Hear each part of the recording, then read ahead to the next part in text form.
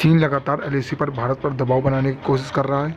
इसके जवाब में भी भारत ने चीन के ऊपर जोरदार तमाचा मारा है। दरअसल कुछ दिनों पहले ताइवान में भी चुनाव हुए थे और उसके बाद अभी 2-3 दिन पहले ताइवान में राष्ट्रपति का शपथ ग्रहण समारोह था।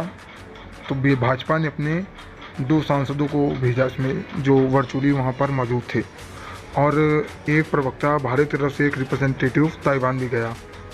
तो इससे भारत ने चीन को एक साफ संदेश दे दिया है। अब भारत ताइवान के साथ कंधे से कंधा मिलाकर खड़ा है और हर मंच पर उसका सपोर्ट करेगा, चाहे वो यूएन जैसा ग्लोबल प्लेटफॉर्म हो या फिर चीन के विरुद्ध अपनी सैन्य कार्रवाई करनी हो। दोनों ही तरह भारत ताइवान के साथ खड़ा रहेगा। मगर इसमें भी हैरानी वाली बात यह है कि जब अमेरिका के विदेश मंत्री माइक पॉम्पियो ने ताइवान के राष्ट्रपति जो है साई इंगवेन को सिर्फ बधाई संदेश दिया था ट्विटर पर, तो उसमें चाइना ने बड़ा बवाल काट दिया था। अमेरिका को गंभीर नतीजे भुगतने की धमकी तक दे दी थी। मगर भारत ने वहाँ अपना प्रवक्ता तक भेज दिया, अपना रिप्रेजेंटेटिव भेज दिया, और 2 सांसदों को उनके शपथ ग्रहण समारोह में भी वर्चुअली मौजूद थे भारत की तरफ से। मगर इसके बाद भी चाइना ने उफ तक नहीं की। तो उसका सबसे बड़ा कारण है हांगकांग। दरअसल हांगकांग में उनकी स्वायत्तता को ख़त्म करने के लिए चाइना भी 2 बिल लाया है और उस बिल पर भारत का समर्थन चाहता है। इसलिए वो भारत के ख़िलाफ़ अभी कोई भी एक्शन नहीं लेना चाहता है, और वो ये भी नहीं चाहता कि साउथ एशिया रीजन में उसका कोई एक ताकतवर दुश्मन उभर कर सामने आ जाए। अब जो खबर मैं आप सभी लोगों को बताने जा रहा हूँ, ये सुनकर आप लोगों को भारतीय होने पर गर्व भी होगा और खुशी भी होगी। भारत का विदेशी मुद्रा भंडार लगातार तीसरे महीने भी बढ़ा है। जहां इस समय पूरी दुनिया की जो अर्थव्यवस्था क्रैश हो गई है, जहां अमेरिका की जीडीपी ग्रोथ रेट -7.2, जापान की -5.2, वही इंडिया की इसमें +2 पॉइंट है जो इंडिया की ग्रोथ रेट है।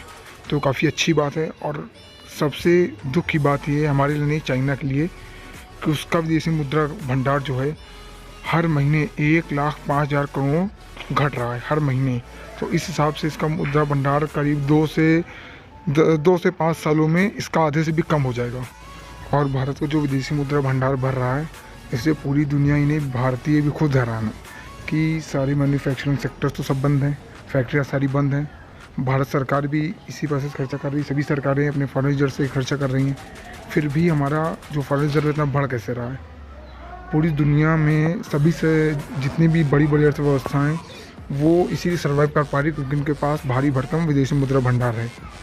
और जिस हिसाब से भारत का विदेशी मुद्रा भंडार भर रहा है, अगर ये महामारी ना होती तो सोचिए कितना ज़्यादा होता।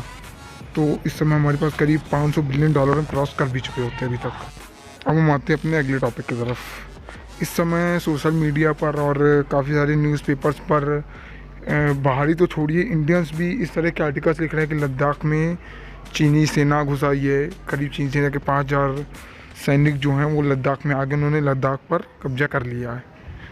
तो जिन लोगों ने आर्टिकल्स लिखे हैं, मेरा इसमें सवाल है कि क्या आप लद्दाख गए थे क्या? 5,000 सैनिकों का मतलब एक डिवीज़न के बराबर होता है, लगभग 2 ब्रिगेड्स। और आप कहने कि 2 ब्रिगेड्स इंडियन आर्मी की मौजूदगी में लद्दाख में घुसे और उस पर कब्जा कर लिया। यूट्यूब में भी इस तरह के वीडियो काफ़ी धड़ल्ले से शेयर किए जा रहे हैं, काफ़ी सारे बड़े बड़े यूट्यूबर्स भी डाल रहे हैं। तो पहले वो काफ़ी जो डिफेंस एनालिस्ट हैं, जो वेटरन्स आर्मी वेटरन्स हैं, उनकी बात सुनी। उन्होंने न्यूज़ चैनल्स पर आके खुद बोला है कि ये सब बकवास है और ये सब पाकिस्तान की तरफ प्रोपेगेंडा है। भारतीय सेना जब तक लद्दाख में मौजूद है, लद्दाख की 5 किलोमीटर का एरिया बता रहे हैं उन्होंने कैप्चर के, 5 किलोमीटर छोड़ 5 इंच ज़मीन भी चीन को नहीं दी जाएगी।